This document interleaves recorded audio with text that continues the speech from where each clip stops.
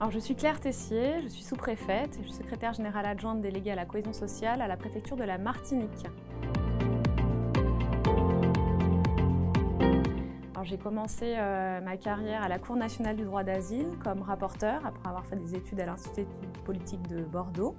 Pendant 4 ans, j'étais rapporteur. Ensuite, j'ai travaillé pour une ONG au Burkina Faso. J'étais responsable de la représentation sous-régionale de cette ONG en faveur des droits des femmes pendant 1 an et demi, 2 ans. Et ensuite, j'ai rejoint une collectivité territoriale dans le sud-ouest. J'étais responsable d'un service développement social dans un centre communal d'action sociale. Puis j'ai décidé de préparer l'ENA. J'ai préparé l'ENA, j'ai réussi l'ENA et j'ai fait cette scolarité. Et mon premier poste de sortie, ça a été de choisir donc, le ministère de l'Intérieur et en particulier un poste à la Direction générale des étrangers en France, de chef de département qui s'occupait de la politique de l'asile et de son financement en particulier. Et puis ensuite, j'ai souhaité partir en Outre-mer, donc comme sous-préfète, ce que je suis actuellement, donc déléguée à la cohésion sociale.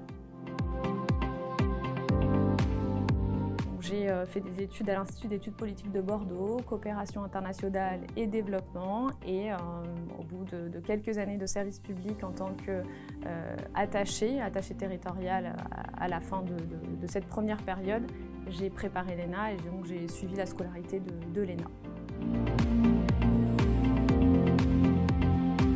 Alors, concilier la vie personnelle et la vie professionnelle est un défi de chaque instant.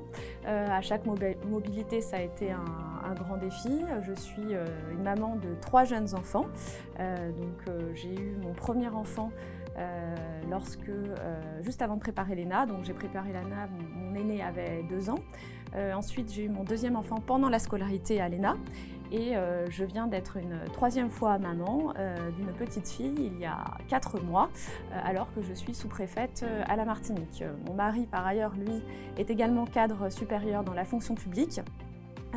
Donc jusqu'à présent, nous avons réussi à concilier nos 2 carrières, même si ça n'a pas toujours été évident. Et ce que je pourrais indiquer comme conseil ou comme modalité pour essayer de concilier ces 2 aspects, d'une part pour les mobilités géographiques qui sont quand même assez présentes au ministère de l'Intérieur, c'est nous on se laisse alternativement le choix de donner le tempo professionnel. Une fois c'est moi, une fois c'est lui. Donc par exemple là, mon mari a mis entre parenthèses sa carrière alors que je suis en Martinique et à l'avenir, ce sera sûrement moi qui devra m'adapter à son poste. Et l'autre conseil que je pourrais donner aussi, c'est dans la vie de tous les jours, parce que ce sont des fonctions extrêmement exigeantes pour quand même pouvoir voir sa famille et profiter de sa famille, parce que c'est très important pour son équilibre. Moi, j'ai eu la chance de d'être dans des services dans lesquels les chefs étaient très compréhensifs de cette situation et me permettaient une certaine souplesse. Et puis, je crois qu'il faut aussi soi-même imposer ses choix personnels et d'organisation familiale, et tout se passe bien au final. À cet égard, je voudrais quand même dire que le développement du télétravail et des outils nomades nous permettent de faciliter grandement cette conciliation.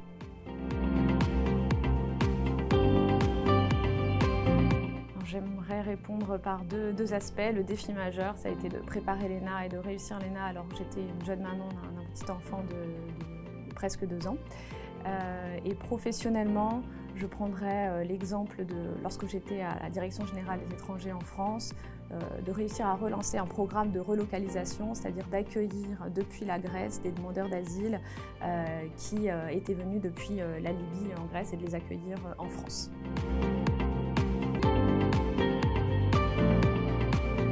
Alors, moi, une femme qui viendrait me voir et qui souhaiterait être sous-préfète, je dirais tout de suite, il faut vraiment devenir sous-préfète et embrasser ces missions. Ce sont des missions qui sont passionnantes, elles sont exigeantes, mais elles sont passionnantes.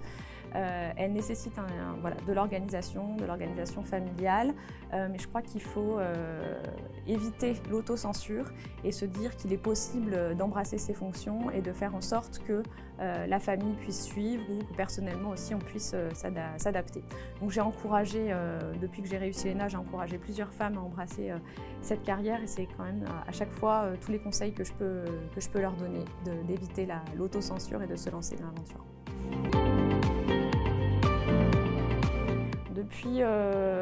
Depuis longtemps, dans mon parcours professionnel aussi bien que personnel, je suis très attachée et très sensible à la promotion des droits des femmes, à l'égalité femmes-hommes. J'ai milité dans plusieurs associations et puis professionnellement aussi, j'ai souvent été sur ces questions. Donc tout naturellement, quand je suis arrivée au ministère de l'Intérieur, il m'a paru évident de m'impliquer dans cette association, Association des femmes de l'Intérieur. Il y a encore beaucoup de choses à faire au ministère de l'Intérieur en faveur de l'égalité femmes-hommes, notamment certains corps, le corps des sous-préfets, le corps des préfets est encore très masculin, donc il est important de pouvoir assurer la promotion des femmes dans ces carrières. Il y a un taux d'éviction très important, notamment des femmes en milieu de carrière.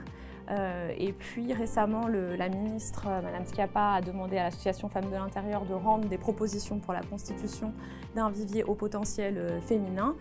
Donc ça montre bien que cette association est écoutée par le ministère de l'Intérieur et donc ça a raffermi ma conviction à rejoindre cette association. Alors, question intéressante.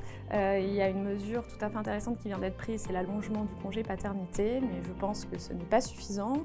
La mesure que je souhaiterais prendre et proposer, ce serait un congé parental, la création d'un congé parental sur le même modèle en termes de rémunération que le congé maternité, mais un congé parental de 6 mois qui serait partagé et partageable obligatoirement entre les deux parents.